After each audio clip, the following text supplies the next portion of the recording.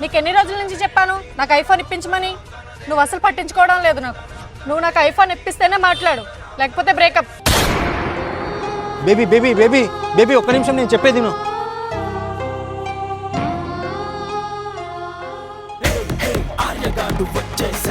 రే మావా, బాధపడకరా.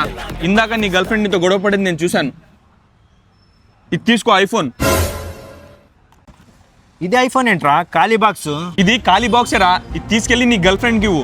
అంత లోపల నేను వచ్చి దీన్ని దొంగతనం చేసుకుని వెళ్ళిపోతాను. బేబీ నీకోసం నేను ఎంతో కష్టపడి ఐఫోన్ తీసుకొచ్చాను. పర్లేదులే బేబీ, నువ్వు నా కోసం ఎంతో కష్టపడి ఐఫోన్ తీసుకొచ్చావు.